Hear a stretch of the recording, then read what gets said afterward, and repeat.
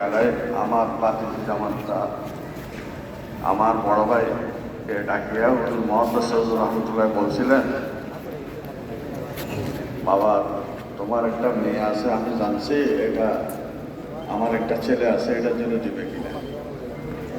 এইভাবে করে প্রস্তাব দিয়েছিলেন, আমি সামনে ছিলাম। তো হুজুর এত অন্য হুজুর বহুত আদরের সাথে ওনাকে দেখতেন।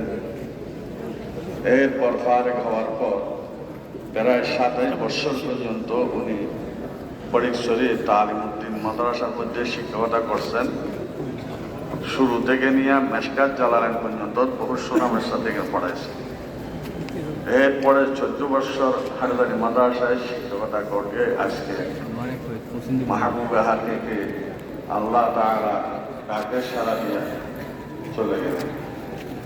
তিনি খুব সরল মানা ছিলেন, সবাই এটা জানেন। এখানে উপস্থিত যারা হয়েছেন আমাদের ছাত্র ভাই, এইভাবে ওনার অনেক সাথী সঙ্গী, এলাকাবাসী, আত্মীয় স্বজন, এইভাবে আমাদের হাজরাত আসাদে কেরাম, কেউ যদি ওনার পক্ষ থেকে কোনো প্রকারের কথা ইত্যাদি কষ্ট হয়ে থাকেন, আল্লাহর ওয়াস্তে সবাই মাফ করিয়া দিবেন।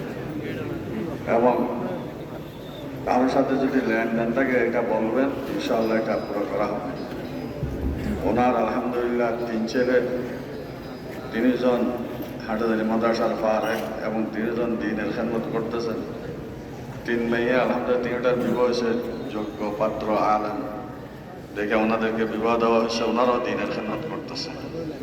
আল্লাহ পাক রব্বুল আলামিন যাতে ওনার খতা কসুর মাফ করেন এবং ওনাকে জান্নাতের আলা মাকাম নসিব করেন, এবং ছেলে সন্তান, পরিবার পরিজন, আত্মীয় স্বজন, মুতাআল্লিকিন মুহিব্বিনদেরকে আল্লাহ তাআলা এইভাবে ধৈর্য সবর করার তৌফিক দান করেন। এই জন্য সবাই দোয়া করবেন, আমরাও যাতে সবাই ঈমানের সহিত যেতে পারি, এই জন্য দোয়া করবেন। আজকে সকালে আসাদে কেরামের একটা মজলিস ছিল, সেখানেও উনি উপস্থিত ছিলেন।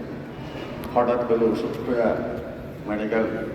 চিটাং মেডিকেলের মধ্যে ইন্তেকাল করছেন। আল্লাহ পাক রব্বুল আলামিন ওনাকে সমস্ত খতা কসুর মাফ করিয়া জান্নাতে আলা মাকাম নসিব করুক।